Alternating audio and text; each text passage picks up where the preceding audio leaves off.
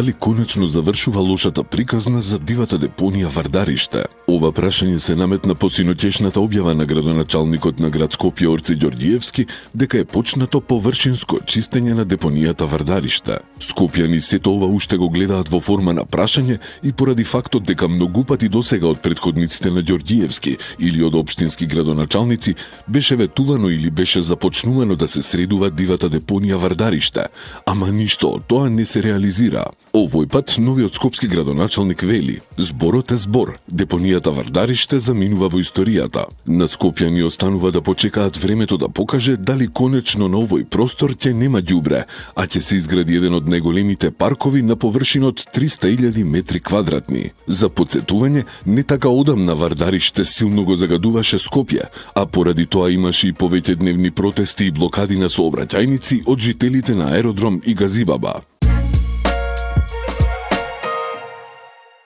Градските инспекцијски служби во изминатиот период вршеле засилени контроли на индустриските капацитети околу загадениот воздух. Само во периодот од 6 ноември до 1 јануари издадени се 90 прекршочни платни налози и глоби, 33 решенија за задолжување, 35 вонредни надзори и 290 опомени. Изречени биле глоби во висина од 1000 до 53.000 евра. Инспекторите за животна средина извршија над 45 вонредни надзори на правни субјекти во кругот на поранешните фабрики Охис и Стаклара, како и на територијата на општина Сарај, напиша градоначалникот на град Скопје Орце Ѓорѓиевски на својот Facebook профил. Тој информира дека за буџетот за 2026 година се предвидени 64 милиони денари за делот за животна средина, во споредба со 24 милиони денари во 2025 година, што како што вели, јасно покажува колку сериозно ја сваќаат заштитата на здравјето на граѓаните.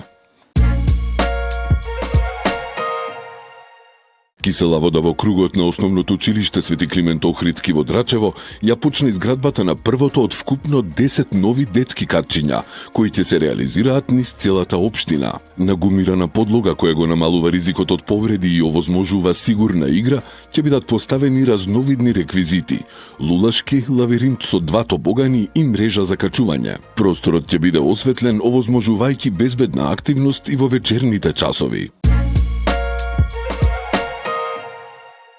Градоначалникот на Центар Горан Герасимовски најави серија мерки за унапредување на образованието и поддршка на учениците во училиштата во локалната самоуправа. Донесовме одлука за зголемување на стипендиите за талентираните ученици во областа на науката, техниката и посебните вештини, како и за спортските стипендии за 1000 денари. Водејќи се од принципот на еднакви можности, стипендиите за учениците кои доаѓаат од семејства во социјален ризик ги зголемуваме за 1500 денари, истакна Герасимовски.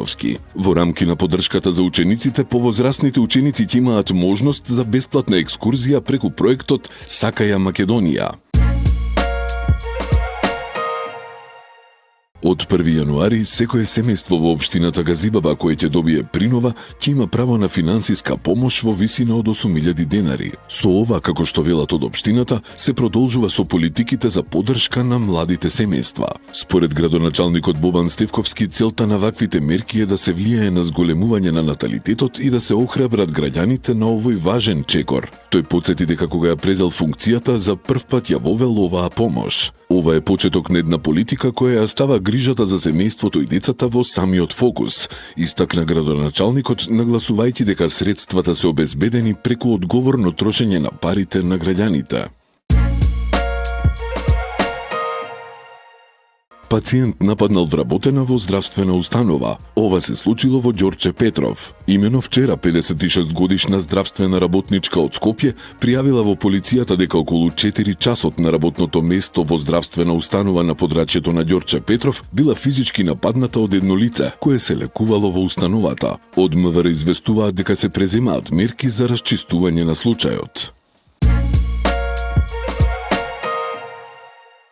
В сабота во Кинотека на Македонија ќе се одржи Денот на млада публика, како дел од официјалната програма. На настанот во Скопје ќе учествуваат 50 до 60 ученици од основни и средни училишта, кои истовремено со илјадници нивни врсници од цела Европа ќе ги гледаат номинираните филмови и ќе гласаат за својот фаворит. Победничкиот филм ќе биде прогласен истата вечер во рамки на свечената церемонија на европските филмски награди. Покрај филмските проекции, програмата вклучува и интерактивни дискусии насочени кон развивање на критичка мисла, медиумска писменост и филмска култура кај младата публика. Македонскиот симфониски и џез оркестар, обединети во едно моќно музичко тело, синоќа во Скопје одржаа концерт, или повеќе би се рекло диско вечер. Музичарите беа одлично надополнети од 5 интернационални солисти, како и од одличната млада македонска пејачка Ана Предановска. Публиката уживаше во енергичен, модерен, на моменти солистички и заразен ритам. Џез енергијата беше извонредна и беше надополнета со софистицираната симфониска нитка. Сето тоа беше во склопот на Василичарските концерти во организација на Македонската опера и балет, кои полека стануваат традиција.